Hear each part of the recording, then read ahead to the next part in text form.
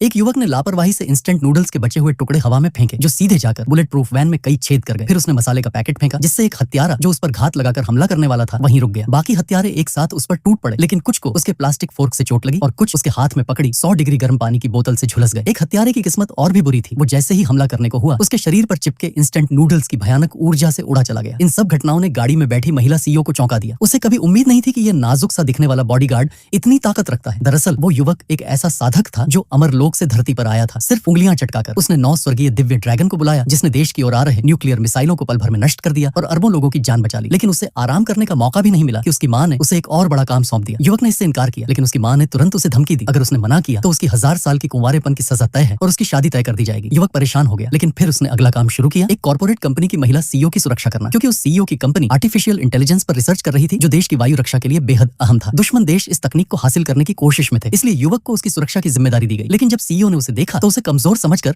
Driver को कहा कि गाड़ी तेज चलाकर उसे छोड़ दे। युवक को यह बात बुरी लगी। उसने उंगलियां चटकाई और अपनी असली ताकत दिखाने का फैसला किया। सीईओ तब भी खुश हो रही थी कि वह उसे पीछे छोड़ चुकी है, लेकिन जैसे ही उसने खिड़की से बाहर देखा, युवक उसकी कार के साथ साथ दौड़ता चला आ रहा था। फिर उसे यह भी धीरे लगने लगा तो वो एक दुकान के पास बैठकर इंस्टेंट नूडल्स खाने लगा। लेकिन जैसे ही वह गया, दुश्मन देश के हथियारों ने सीईओ की गाड़ी को घेर लिया। वही दृश्य जिसने कहानी की शुरुआत की। युवक ने नूडल्स के बचे टुकड़े फेंककर कुछ ही पलों में कई हथियारों को चित्त कर दिया। उसकी ताकत देखकर सीईओ उसकी ओर खींचने लगी। अपने परिवार के शादी के दबाव से बचने के लिए उसने युवक को अपना नकली बॉयफ्रेंड बनने को कहा और एक बड़ा इनाम देने का वादा किया। युवक ने सोचा, जब इतनी सुंदरता खुद सामने आ रही है तो भला इनकार क्यों करें। अगले दिन सीईओ युवक को अपने घर ले गई। उसकी बहन पहले ही उसके माता पिता को युवक के बारे में बता चुकी थी। युवक खाना खाने ही वाला था कि उसके पिता ने उसे जल्दी से भेज देने की कोशिश की। उसी समय दुश्मन देश ने उस सुबह की घटना जानने के बाद सीईओ को पकड़ने के लिए 100 हत्यारे और भेज दिए। युवक ने तुरंत उसकी सास को बताया कि आज रात खतरा है और सीईओ को उसी के साथ रहना होगा ताकि वो सुरक्षित रह सके। उसने दावा किया कि वो पहले ही सीईओ के साथ निकट संबंध में है। ये सुनकर ससुर गुस्से से भर गया, लेकिन उसके पास कोई चारा नहीं था। उसने नौकरों से युवक के लिए एक स्टोर रूम खाली करने को कहा। युवक को पूर्वाभास हुआ कि बहुत सारे हत्यारे आने वाले हैं। अगर परिवार इधर उधर हो गया तो सुरक्षा देना मुश्किल होगा, इसलिए उसने तय किया कि सारे परिवार को एक जगह बंधक बनाकर हथियारों को ललचाएगा और फिर सबको एक ही बार में खत्म कर देगा। रात को जब सीईओ सो रही थी, उसकी आंख खुली तो देखा पूरा परिवार बंधा हुआ था। तभी उन्हें एहसास हुआ कि युवक की बात सही थी। हत्यारे उन पर हमला करने ही वाले थे। एक तलवार आकाश से गिरी और ठीक समय पर जमीन में धंस गई। सीईओ की बहन ने पहचान लिया, ये वही तलवार थी जिसे उसने पौराणिक तलवार अमर की नकल में बनाया था। वह सोचने लगी कि शायद उसकी रोजाना की पूजा रंग लाई और तलवार अमर खुद उनकी मदद के लिए आया। लेकिन सीईओ को विश्वास था कि उन्हें युवक ही बचाएगा और सच में युवक कमरे में दाखिल हुआ। उसने घर में पड़ी तलवार देखी और उसका इस्तेमाल करने की ठानी। सीईओ को पता चला कि ये हत्यारे टॉप 100 असैसिनेशन लिस्ट में शामिल हैं। वो चिंतित हो गई कि कहीं युवक उनकी ताकत का मुकाबला न कर पाए, लेकिन उससे पहले कि वो कुछ कह पाती, युवक पल भर में गायब हो गया। सबको लगा वो डरकर भाग गया है। तभी लाल कपड़ों में आया हत्यारा सीईओ के पिता को मारने ही वाला था। तभी वह वहीं रुक गया, जैसे बिजली के झटके से कांप रहा हो। उसने सिर घुमाया